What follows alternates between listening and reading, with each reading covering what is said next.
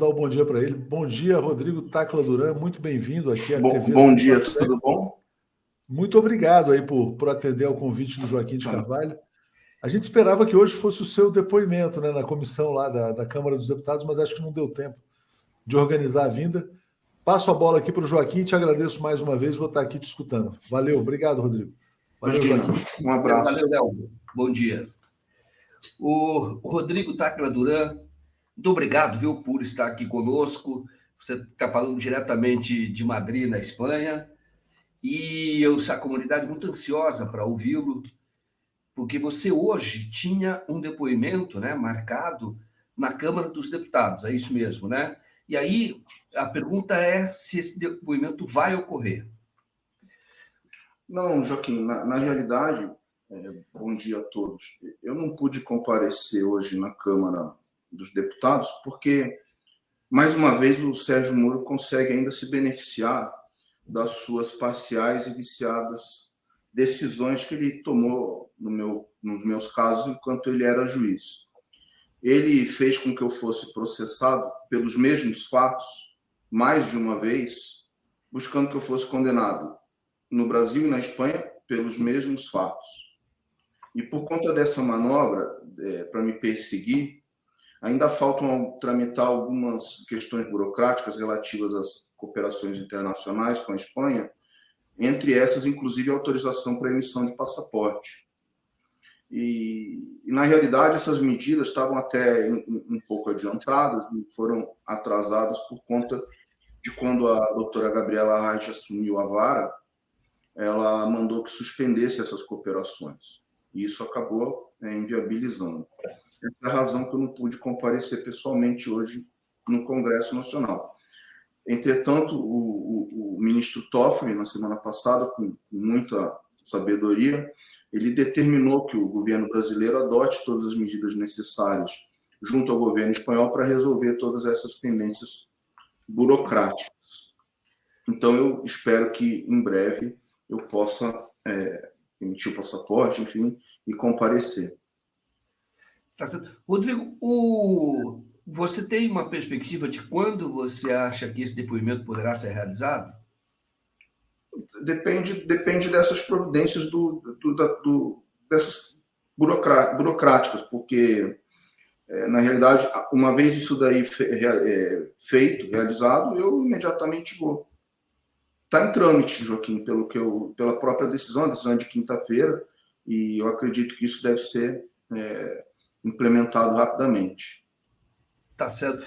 Rodrigo, você já conversamos antes e você já disse que pretende entregar todas as provas no foro adequado, né? Até para não atrapalhar a investigação.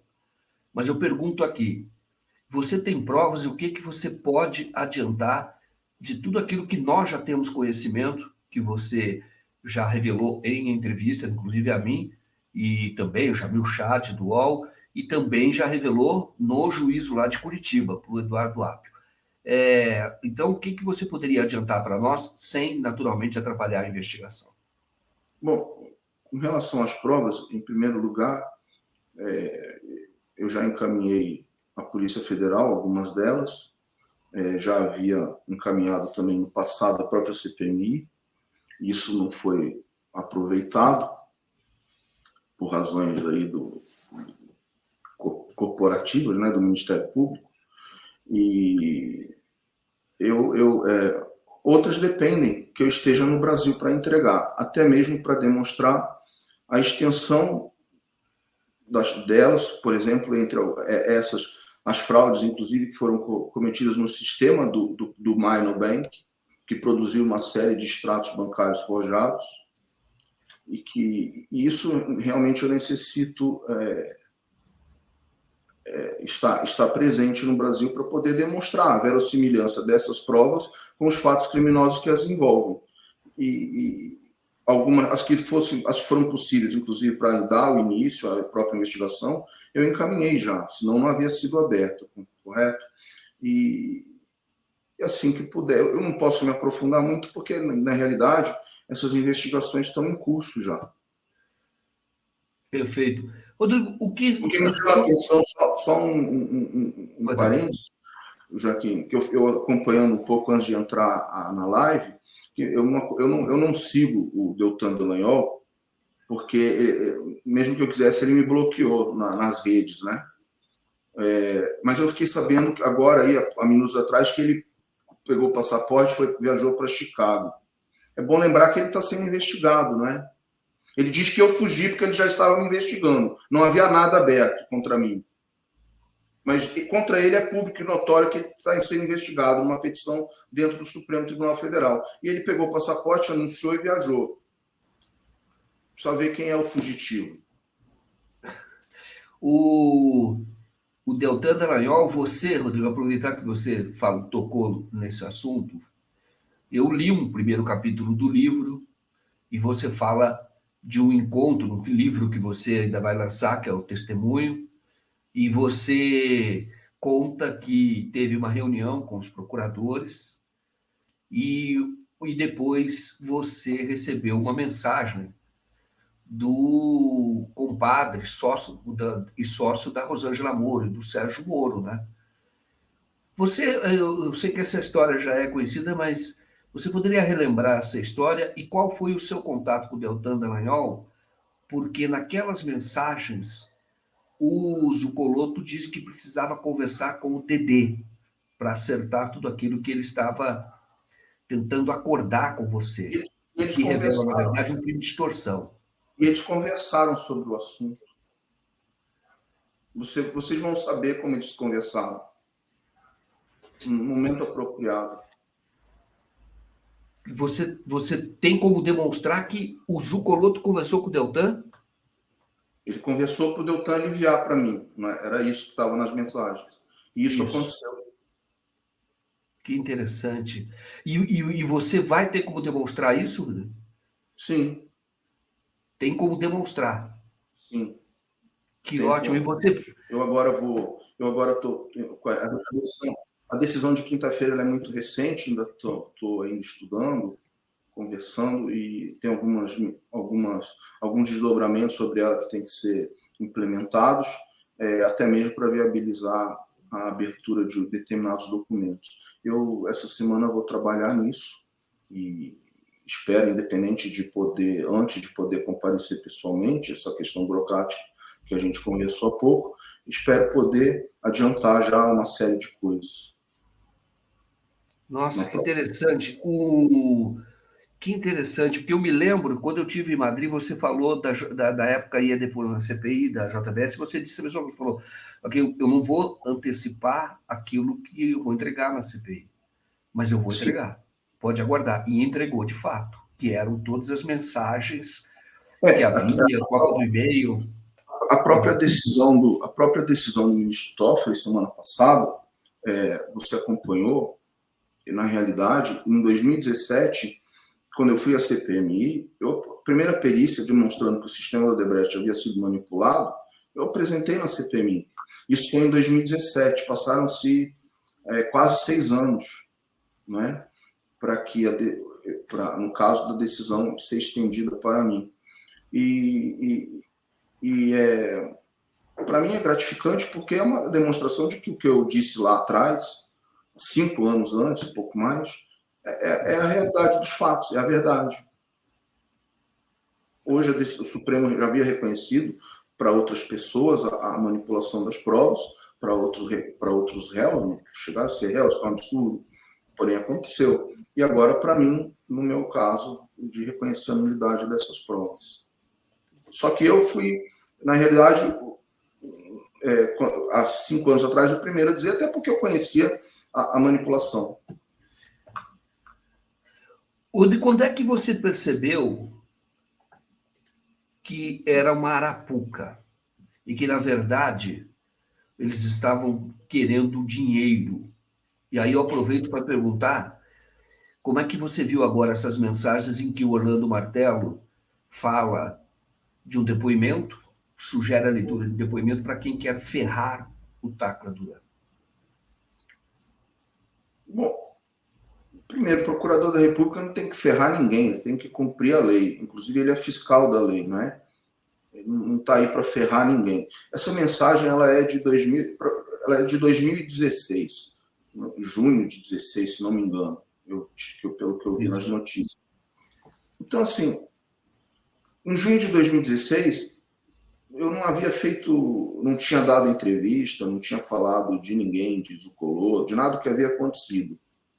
Aliás, o que eu vinha falar depois estava acontecendo nesse período, ou prévio a esse período dessa mensagem. Então, essa mensagem demonstra muito, primeiro, a intenção parcial deles em relação a mim. Em segundo lugar, demonstra que o que eu estou dizendo, alguma coisa, no mínimo alguma coisa estranha acontecia, porque não é razoável que um procurador da República use esse tipo, primeiro, de linguagem, e segundo, desse tipo de atuação, que é parcial e macula todo o processo. Não tem razão para ferrar ninguém, ele tem que trabalhar, fazer o trabalho dele.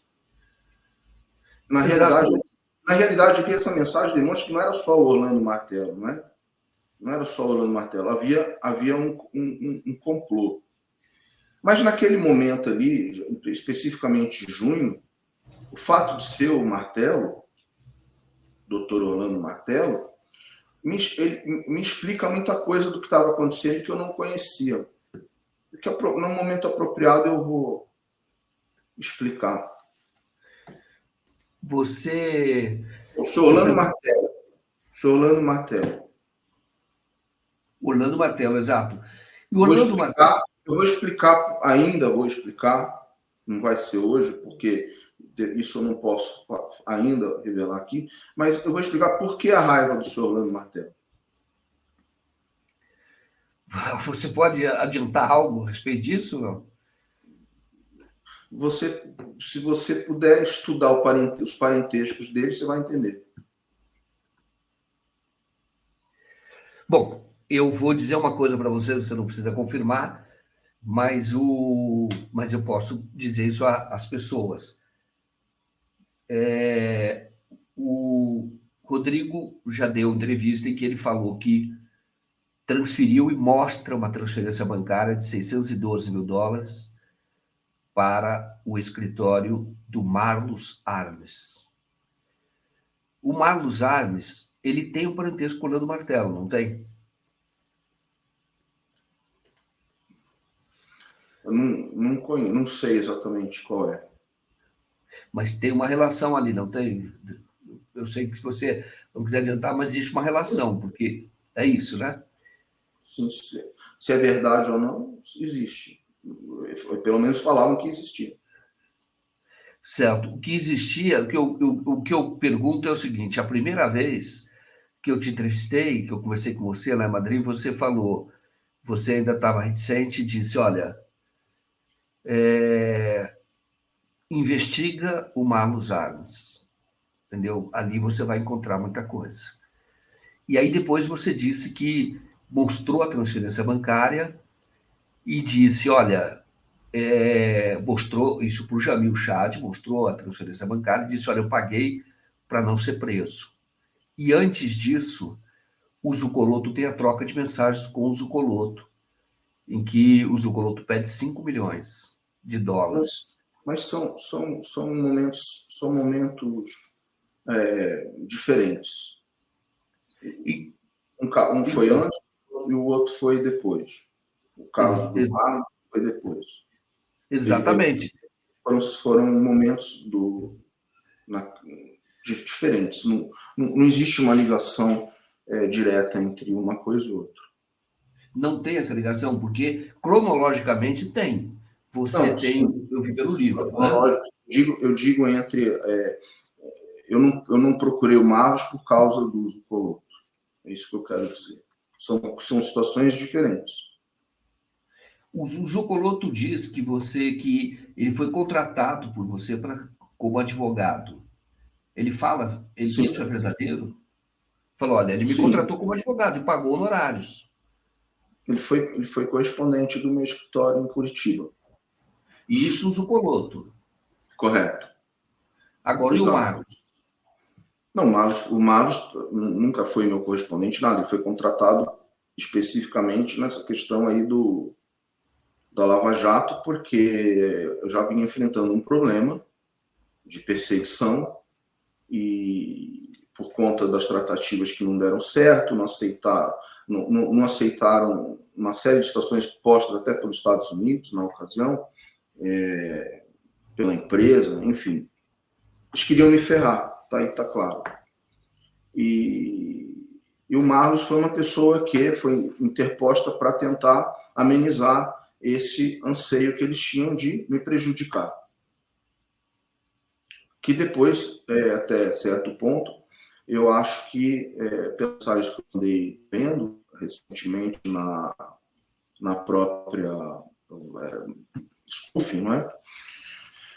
Na realidade, eu ainda estou checando as informações com os horários, com os documentos que tem aqui na Espanha, com os documentos que tem na Interpol, porque quando eu fui detido aqui na Espanha por conta do pedido de extradição, isso foi feito de uma forma tão rápida, assim, que não era esperado, não é, por eles, que o pedido de extradição que chega à Espanha, ele vem de interessados dos Estados Unidos, entendeu? E quando nisso havia uma situação de questões de horários, umas coisas de informações que eu ainda estou levantando. Entendi. Porque são informações que só pessoas que tinham acesso a ela poderiam ter fornecido. E, no caso, eu sei quem tinha a informação que poderia ter fornecido. Eu estou comparando as mensagens ainda para interpretar melhor horários, tudo, comparar com os documentos que tem aqui, para poder apresentar.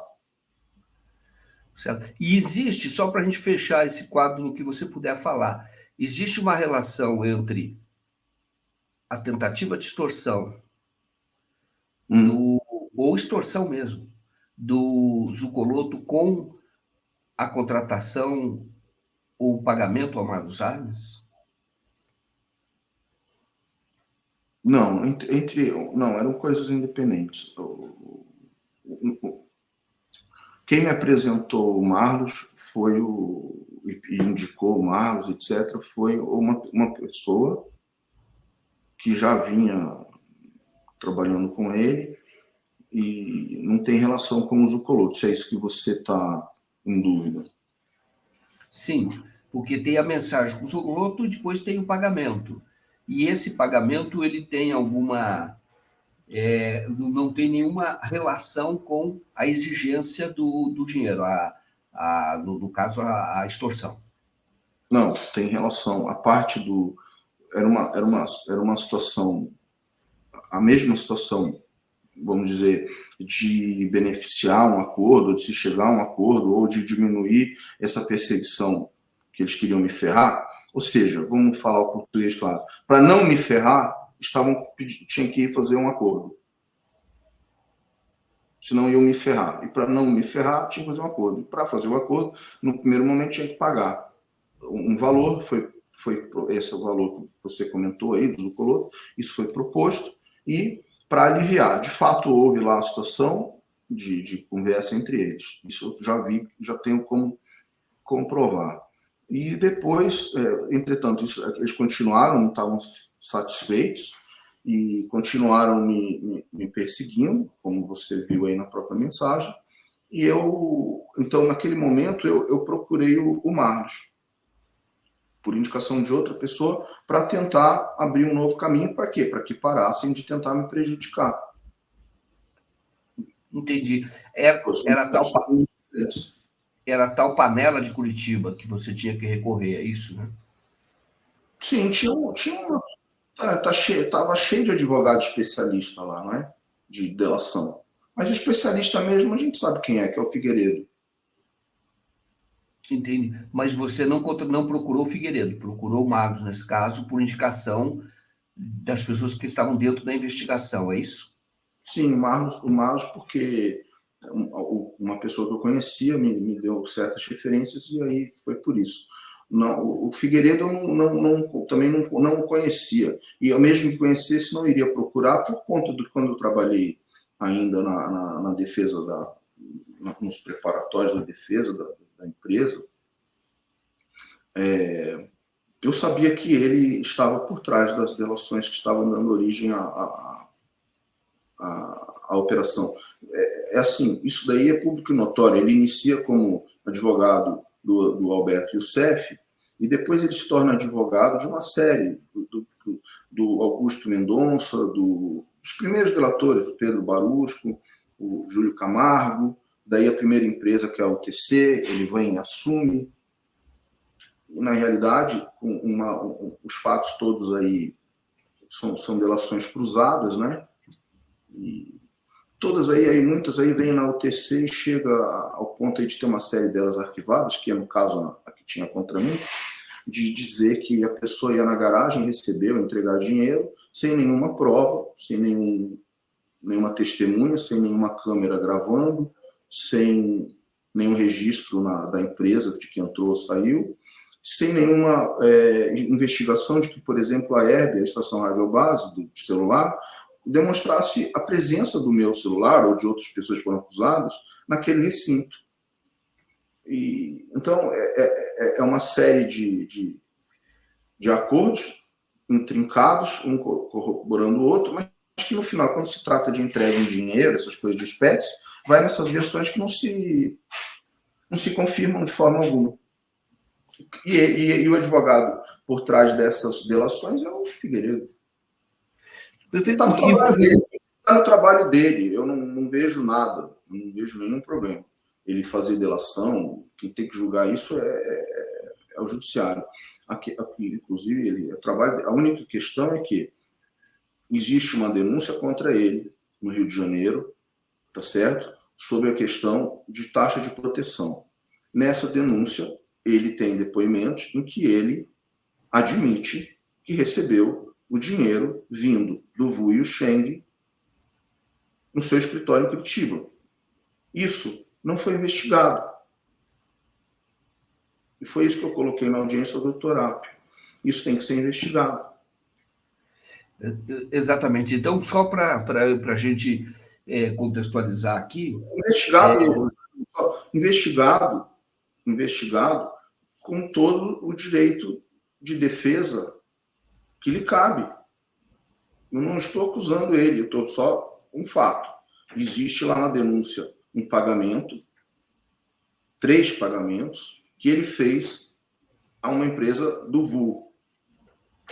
E o VU pegou esse dinheiro e entregou no escritório dele. Quem está dizendo isso é o próprio Figueiredo. Só que não está a questão esclarecida porque o VU está pagando. Isso tem que ser investigado. Existem documentos, e outras coisas, que talvez não, que ajudem a esclarecer isso.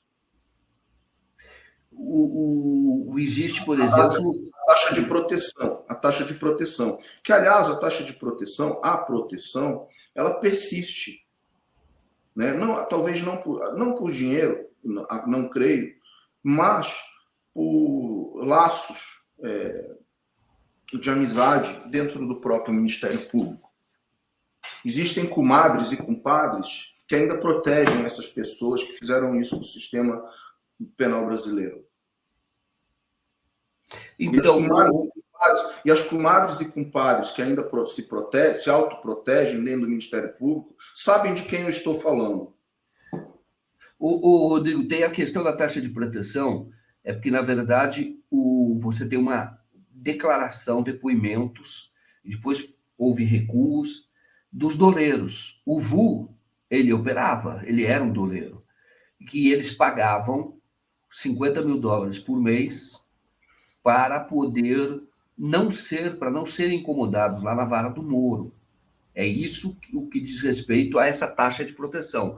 E aí foi localizada uma conta do Figueiredo no exterior, chama Big Pluto, e que essa conta não era declarada no Brasil, e que a suspeita, e eu não sei se não há notícia de que isso tenha sido investigado desta forma, o Figueiredo foi processado, está sendo processado, mas a suspeita é de que ele era o canal para fazer o dinheiro chegar ao Ministério Público, à Polícia Federal. E aí você tem a pergunta que eu te faço, mas nada acontecia lá em Curitiba sem decisão do Moro. E aí o que as pessoas querem aqui, e há uma ansiedade de que o Moro pague pelos abusos que ele cometeu. No que o seu depoimento pode contribuir para isso? A questão dos 50 mil por mês, 50 mil dólares que cada um pagava, eu tomei conhecimento disso trabalhando na empresa, porque essa pessoa que você mencionou, o Gu, me comentou e me passou a situação que ele estava enfrentando. E ele, em termos de defesa, me consultou. Assim, não foi só ele falou isso para mim, porém, publicamente, tem outros delatores, como Vinícius Claret, o próprio, se não me engano, Cláudio Barbosa, comentaram, delataram essa situação. Não é? E aí, em cima disso, na sequência, há a denúncia contra o Figueiredo, envolvendo, inclusive, os fatos do Gu, que, entretanto, não foram investigados. Eles simplesmente encerram essa denúncia, jogando todos os crimes nas costas do Figueiredo e sem investigar a questão da proteção. E, por exemplo, sem investigar a razão da transferência desse dinheiro do Figueiredo Baixo para o Gu. Entendeu? Entendi. Rodrigo, deixa eu perguntar para você o seguinte. Sobre o Sérgio Moro, ele, evidentemente, isso daí é melhor do que eu, tem explicado aí, eu acompanhei as entrevistas que vocês fizeram com o ex-deputado Tony Garcia, que é cliente do Figueiredo. Ele tem explicado isso com muita clareza. Sim, né? Eu acho que essa situação vai acabar sendo devidamente investigada. Inclusive, o colega, o próprio doutor Roberto Bertoldo, as questões algumas anomalias processuais que houveram, tanto no caso do deputado Tony como no caso do doutor Bertoldo, né? São situações que, por exemplo, o caso do Dr. Roberto Bertoldo, ele é processado por calúnia, injúria e difamação pelo Ministério Público, da denúncia da lavra do procurador Dr. Januário Paludo e Dr. Carlos Fernando. Exato. E aí o Dr. Sérgio Moro seguia na cadeira até o momento da sentença. Na hora de sentenciar, ele transfere o caso ao Dr. Nivaldo Brunoni, que inclusive proferiu diversas decisões, inclusive acerca da suspeição do Moro. No meu caso, ele indeferiu. Mas tudo bem. Nesse caso, o doutor Bertoldo entra com a exceção da verdade nos autos, e quem defende o Sérgio Moro é o Zucoloto e a doutora Rosângela Moro. Então, assim, eu acho que é uma situação, no mínimo, estranha, que gera impedimentos, suspeições, que jamais chegaram a ser avaliadas, né? E agora, até porque há gravações, né? Eu já sabia disso, era público. O próprio processo, na época, ele demonstrava que haviam gravações do Dr. Roberto Bertoldo e que nunca vieram ao público. E agora o deputado Tony está demonstrando algumas nuances que estavam aí, que eram desconhecidas. Rodrigo, tem aqui uma pergunta que eu acho interessante, do José César Beraldi. Você já contratou o escritório da Rosângela? Ele chama de Concha. Você contratou o escritório da Concha antes? Sim, ele era o do Dr. Zucoloto. Era o meu correspondente. Havia uma relação, na verdade, isso obrigaria. Eles eram sócios. E mais, né, Joaquim? O doutor Sérgio Moro é casado em comunhão de bens, então ele também era sócio. Claro. E isso não obrigaria o Moro a se afastar do seu caso, por exemplo? Sim. Pela minha interpretação da lei, sim. E por que você acha que ele não se afastou? Por que ele não se afastou? Porque ele usa desse meio. Por que ele não se afastou no caso do doutor Bertoldo? Ele foi até o momento de sentenciar. Para manter o controle. Por que ele divide a ação, manda a ação penal para cá? Para me perseguir. E mantém aí e aqui. Mas qual você acha que isso é? Ele está buscando o quê? Isso para você, como advogado também experiente, um juiz, quando está envolvido, parece que pessoalmente numa causa. Por que ele age assim? E é a mesma coisa que ele faz com o Tony. Por um interesse. E qual seria, Rodrigo, você acha? Isso, baseado na sua experiência, no que aconteceu com você. Os mais diversos possíveis, né? Interesses. Qual seja, pouco importa. Ele não tem a imparcialidade necessária para permanecer no caso. Qual seja, se é dinheiro ou político, não importa. Eu estou falando do ponto de vista processual. Você é de Curitiba. Você é de Curitiba também. A sua família é de Curitiba. A sua família é de Curitiba. Então, eu vou insistir para você em 2 pontos. Você acha que tinha alguma coisa pessoal contra você? E a segunda, ou, na verdade, você era um instrumento pelo qual eles queriam atingir alguém? Qual a avaliação que você faz? Não, acho que as mensagens, isso está claro nas mensagens aí da spoofing. Eles tinham muito interesse em fazer o acordo comigo para atingir a companhia que era minha cliente, o que é um absurdo. As mensagens são claras. Eles projetam operações e estratégias de acusação em cima de determinados assuntos no interesse do meu acordo.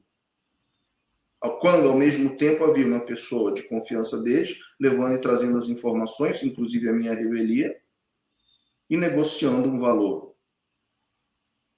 Então, era um interesse aí, claro, contra mim, primeiro, para chegar à empresa que era advogado, para prejudicar, não só a mim, mas a empresa, e também a raiva, a perseguição, etc., se dá quando eu não aceito. Eu não aceitei sofrer esse tipo de chantagem, de extorsão. Isso é extorsão.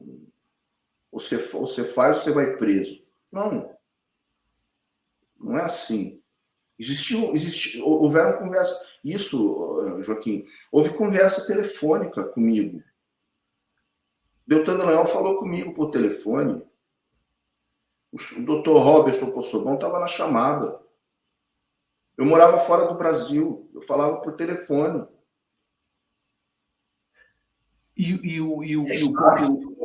Ele sabe que falou comigo por telefone. E ele sabe o que ele falou comigo. Ele sabe. E você pode antecipar ou isso você vai deixar para revelar no...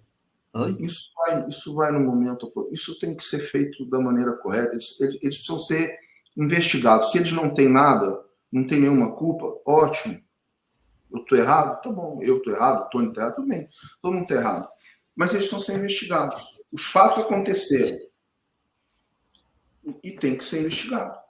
Até hoje, aí que a Procuradoria não arquivou, essa conversa que ele fala aí, o Sérgio Moro, não, porque é mentira, que arquivou, que... Peraí, ele nunca foi investigado, ele nunca deu depoimento. Nenhum desses procedimentos, a CPMI, o deputado Vadir, na época, o deputado Paulo Pimenta, Paulo Teixeira, encaminharam a representação à Procuradoria-Geral da República. Eles arquivaram sem nenhum dessas pessoas prestar sequer depoimento. Não houve procedimento de investigação. Você está falando do caso do Zucoloto, né? Você está dizendo do Zucoloto, que a Procuradoria abriu uma investigação, mas não ouviu nem o Zucoloto, é isso? Não ouviu ninguém. Não tem oitiva. Não existe oitiva. É porque o doutor Tacla Duran é louco, inventou. Naquela época não tinha spoofing, não, Joaquim. quando a Procuradoria ia investigar, mas nem sequer ouviu. E quem era o advogado do Mas qual é o Zucoloto? procedimento? Desculpe, qual é o procedimento de investigação que se faz sem ouvir as pessoas? E depois arquivaram. Por É isso. exemplo, eu fui denunciado, para você entender, eu fui denunciado, as minhas denúncias, não tem inquérito policial. Eu nunca prestei depois esclarecimento antes de ser denunciado.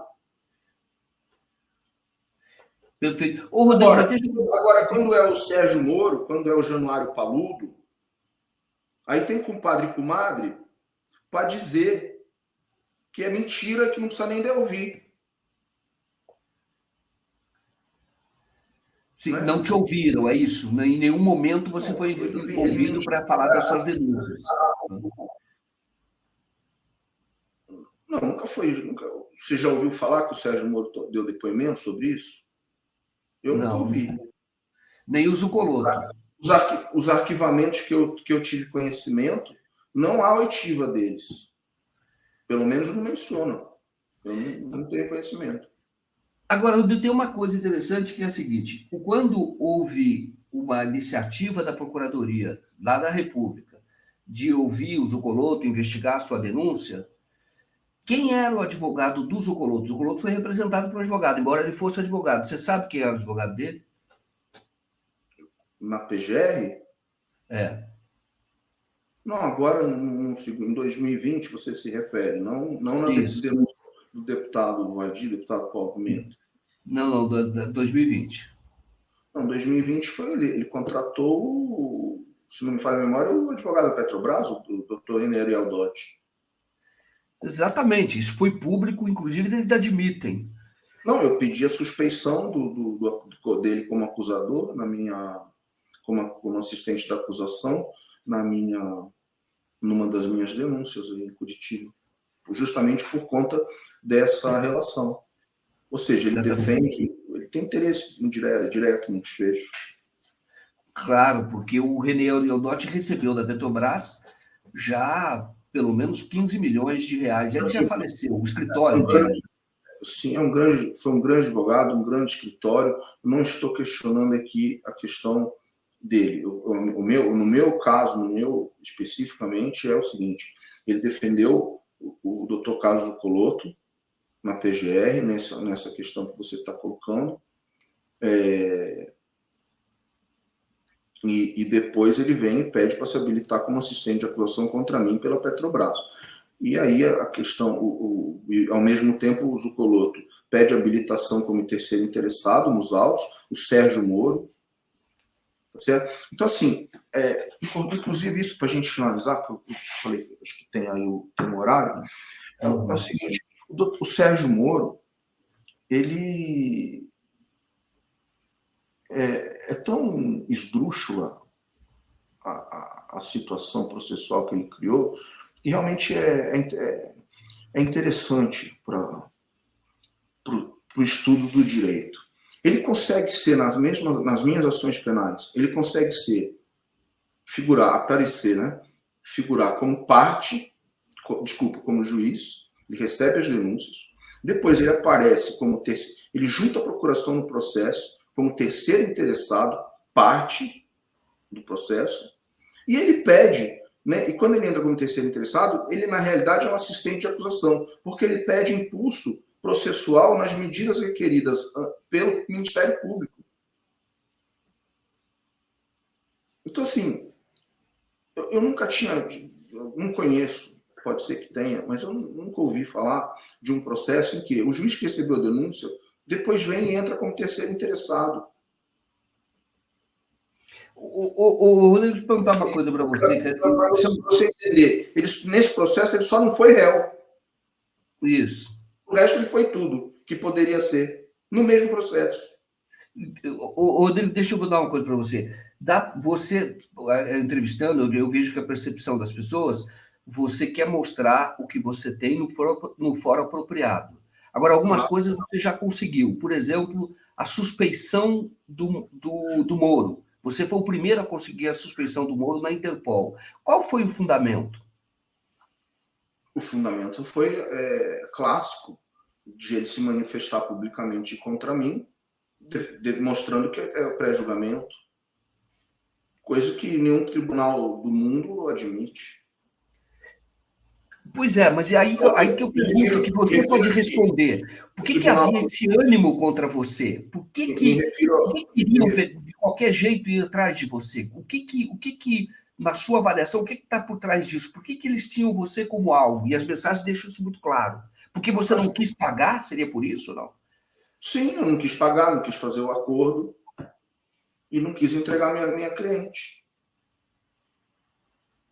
É isso. Você vê que eles queriam fazer o acordo, que eles tinham estratégias para afetar a Odebrecht com base no eventual acordo. E, ao mesmo tempo, queriam cobrar por isso. E eu não aceitei.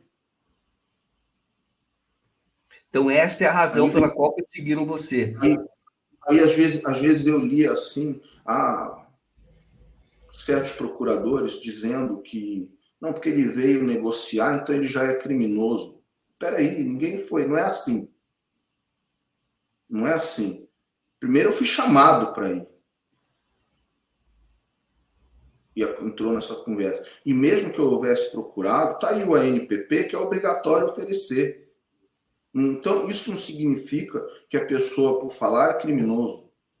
Então, está pré-julgado porque procurou colaborar? Existem inúmeras formas de colaboração. Eu, por exemplo, agora no Brasil, foi reconhecido como testemunha protegida, situação e figura jurídica que eu já sou há muito tempo em outros países, com base na Convenção de Mérida. E o Brasil, por questões que não eram de interesse das autoridades, não queriam reconhecer. Então, isso foi solicitado, doutora Gabriela. Foi apresentadas as decisões. Aliás, quem apresentou as decisões que foi otorgado para mim, em meu favor, a condição de testemunha protegida, foi a própria Interpol. A Interpol oficiou o Brasil. E aí, o doutor Bonar escondeu, num processo sigiloso, em que ele não era competente, por 3 anos. E quando eu descobri e solicitei o acesso, ele declinou a competência para São Paulo para continuar sem me dar o acesso e não ter que revelar que ele já sabia. Então, eles sabiam que eu era testemunha protegida e que existe proteções, inclusive quanto às denúncias e situação processual que eles estavam utilizando como persecução penal contra mim. Até porque eu tenho imunidade penal nos termos da Convenção de Mérida, por conta da condição de testemunha protegida e colaboração. E aí o doutor Bonar, para tentar desvirtuar isso, ele disse que os fatos não afetam o Brasil. O que primeiro, não é verdade. Porque ele disse que a decisão é do Panamá. O Panamá tem um acordo com o Brasil, no âmbito da Lava Jato, sobre essas questões, para fazer acordos, etc. Então, se faltam fatos, como ele poderia supor, o que ele tampouco pode conhecer, porque ele não pediu acesso, mas se faltassem fatos, era a questão de complementar a colaboração na condição de testemunha protegida. O fato é que ele não queria, porque eles queriam seguir me perseguindo. A doutora Gabriela ratificou essa posição. Então, quando o que ele está falando, além dele não pedir para conhecer os fatos do Panamá, ele supõe que as coisas não têm relação, ao mesmo tempo que ele sabe que o que eles me acusam é que eu recebi um dinheiro, porque eu trabalhei para o Odebrecht no Panamá e eu recebia pelo Panamá, porque eu trabalhei para o Odebrecht no Panamá e eu declarei que eu recebi. Então, assim, como que não tem relação com o Panamá? Tem relação direta, o próprio fato da ação penal. Havia o bis in idem, ele sabia que isso ia acarretar o trancamento da ação. E ele não queria. Então ele fez de conta que não tinha relação, também não pediu acesso. Agora, ele também não sabe o que tem lá, é por isso que ele não pediu acesso. Porque pode ter coisas que lhe desagradem. Agora, aqui, para a gente terminar, recentemente saiu aí perfurando HD aí do sistema. E eu queria ver isso, Rodrigo, perguntar para você, você tem como provar que eles forjaram provas? Não, isso já está comprovado, isso já está no Supremo, já decidiu que foi manipulado. Mas Eu isso falei em 2017. foi você que demonstrou? Você tem como demonstrar isso, mostrar que, por exemplo, tem extrato A que não bate com B? Isso é possível. Isso é Sim, possível demonstrar? o próprio processo no Supremo analisou essa questão na reclamação originário, o reclamante é o presidente Lula, e o doutor Zanin, com muito brilhantismo, demonstrou isso ali, que realmente os processos foram, aquele sistema foi fraudado. O que ainda não, sobre os extratos que você está comentando, é que o extrato, existe também o sistema do Minor Bank, também foi forjado. Então, e é outro sistema, né? É outra coisa. Os extratos que são juntados no Drauzes não era o Drauzes que punha ali, era o banco, eles pegavam do banco e colocavam, e aí trocavam informações, supostamente. E aí, esses extratos saem do sistema do banco, que também foi fraudado. E a realidade, ele foi fraudado por quê? Para esconder o desvio de centenas de milhões. Onde está o dinheiro que estava no banco? Onde foi parar o dinheiro que estava no Minor Bank? O banco fechou. Cadê o dinheiro? Você O rapaz lá que era diretor, o Minor Banco era o chamado banco do que chamaram, a Lava Jato chamou do Banco da Propina, mas na verdade era um banco que fazia outros negócios também, é isso? Não sei se fazia outros, eu não conheci, mas eu sei que o rapaz que era acionista Mas do banco. ele era esse banco, ele era o Banco da Propina? Não sei. Ele era um banco. O dinheiro que é lavado, o dinheiro de propina, o dinheiro está em banco. Sim, mas qual a relação que tem o Minor Banco com, por exemplo, a Lava Jato e as fraudes na Lava Jato? Qual que é, para entender? O dinheiro objeto de lavagem, ele está dentro dos bancos. De outros, quaisquer. Senão não tem a lavagem. Mas quando você fala que o extrato foi forjado, qual era o objetivo disso? Forjado para incriminar quem? Não. A questão não era não só para incriminar. Para incriminar foi para atender o Ministério Público, os pedidos. Mas também foi forjado para desviar o dinheiro que estava nas contas.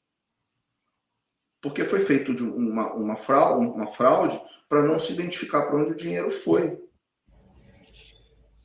Entendeu? Porque você é correntista do banco, o banco está sendo investigado. De repente aparece um acionista lá do banco fazendo uma delação premiada. Você tinha um dinheiro lá, ilícito, digamos. Você vai ligar para o banco pedir reclamar o teu dinheiro? Certo. Eu entendi. Você está dizendo é que... Não vai reclamar. Então o dinheiro ficou lá. Foi para onde? Quer dizer, o que você está dizendo é que o banco roubou a Odebrecht, por exemplo. Isso era um banco de laptop. Oi? Isso era um banco de laptop. Não é um banco. Isso é um banco de notebook. Onde foi parar o dinheiro? Entendeu? O cara pagou R$1 milhão, não usou tornozeleira, podia viajar para o exterior, confessou que lavou um bi, montou os extratos, acusou um monte de gente, forjou o sistema e sumiu com o dinheiro. Você está falando do Vinícius Bonin, é isso, né? Sim. Ele mais os 2 sócios. Exatamente. Quer dizer, que na verdade aproveitou essa situação para ficar com dinheiro, inclusive da Odebrecht, talvez, ou não? De várias pessoas. E acabou. E ele não foi preso. Isso é que é importante. E ele foi. Isso é importante. Ele podia viajar para o exterior. O que ele vai fazer no exterior? Ele podia viajar 7 vezes no ano do acordo dele lá. E pagou R$1 milhão de multa. Confessou que lavou um bi. Tudo bem, foi a condição, ele fez o dele, o Ministério Público aceitou, precisava, não sei.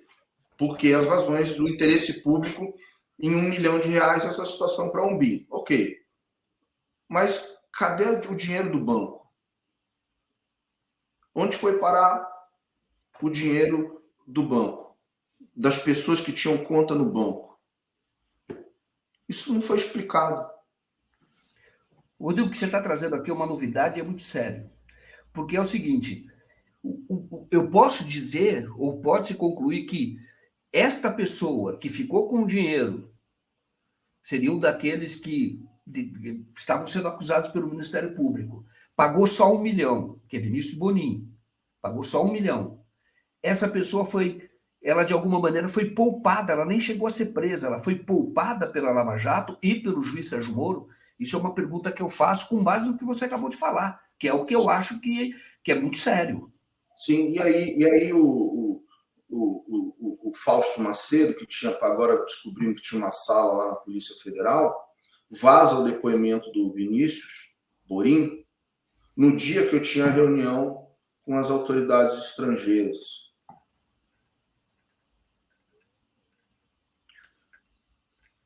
Aí, o depoimento dele falando que eu que era procurador de conta da empresa, conta que nem tem meu nome, algumas delas, as que tem são declaradas, eu não tinha nada sem declarar. Caramba, deixa eu te falar, eu falei Vinícius Bonin, né? Vinícius Borin, e aí você denuncia que ele estava tentando te constranger. Você pode falar sobre isso? Estava te ameaçando. Não, isso aí exatamente, mas eu fiz agora, isso é recente, foi agora em março, fevereiro, março, porque nas mensagens da spoofing existe uma mensagem em que os procuradores americanos comunicam os procuradores brasileiros de que havia tido um contato desse Vinícius Borin com o VU, ameaçando o VU e a mim, para que não revelasse nada nos Estados Unidos. Foi isso. Exatamente. O meu pedido está dentro da questão de testemunha protegida, por conta que se trata de ameaça, tá certo? E ameaça, mas quem relatou a ameaça, eu não sabia que isso estava se passando. Mas, porque quem relatou a ameaça, e é o que eu estou colocando nos autos, quem relatou a ameaça é a autoridade americana para a autoridade brasileira. E a autoridade brasileira não tomou nenhuma providência. Não tomou, esse é o ponto. Então ele estava ameaçando e quem contou quer dizer, quem contou para os procuradores brasileiros foi o procurador americano.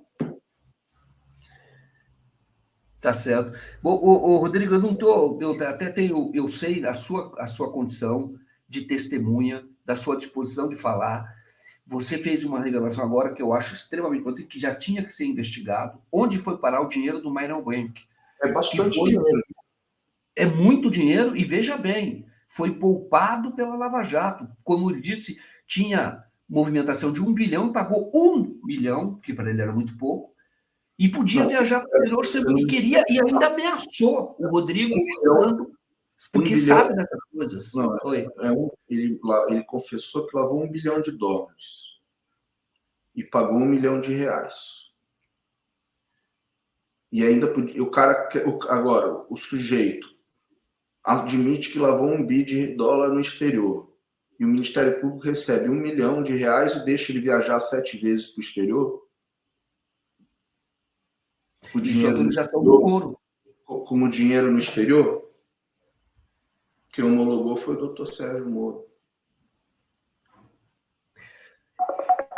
Eu fico numa situação que é a seguinte, eu gostaria de continuar, eu sei que fazer mais perguntas, entendo a sensibilidade, o que você está falando agora é muito sério, o que você quer falar no fórum adequado, mas eu tirei bastante teu tempo, você já está, o combinado era meia hora, passamos, estamos quase a 1 hora aqui conversando, então eu passo a palavra para você dizer aí, para você falar o que você achar que deve falar neste momento para fazer o encerramento desta parte da entrevista. Quero agradecer muito você por estar aqui, compreendo a sua situação qual é, você está há 7 anos no exterior, vivendo no exílio, praticamente com toda a família, sei das dificuldades pessoais, psicológicas, né, que você passa. Então, passa a palavra, fique à vontade para dizer o que você acha que é necessário. Não, obrigado, Joaquim. A gente tem os problemas, a gente tem que aprender a lidar com eles. Enfim, venho lidando e, dentro do possível, tentando minimizar os efeitos deles. Eu, assim que possível, pretendo ir ao Brasil. Confirmo aqui para você, para todos. Eu estou aguardando essas medidas aí burocráticas do governo brasileiro com o governo espanhol para poder ter o passaporte e poder comparecer no Congresso, comparecer na Polícia Federal e, se tiver que ficar 2, 3 dias, enfim, o tempo que seja necessário, para mostrar, explicar, demonstrar a verossimilhança entre tudo e poder atender, colaborar dentro do que for possível com a justiça brasileira. Estou tomando as medidas agora, depois da decisão do ministro Toffoli, para dar encaminhamento já essa semana, na próxima, e assim que possível eu pretendo comparecer. E estou à disposição, sempre que você precisar. Saudade do Brasil, Rodrigo? Sim, tenho. Nasci aí, né? Bacana, bacana. Eu queria falar mais de entrevista. O avô do Rodrigo enfrentou a ditadura do Franco. Por isso é que veio da Espanha para o Brasil. O avô dele foi para o Brasil. E aí, o pai dele construiu família aqui. E depois, hoje, o Rodrigo está de volta, perseguido por uma operação de caráter fascista aqui no Brasil. Muito obrigado, viu, Rodrigo? Imagina, obrigado a você, Joaquim, obrigado a todos aí por ouvir. Muito obrigado. Um abraço. Um abraço para você. Até mais. Tchau.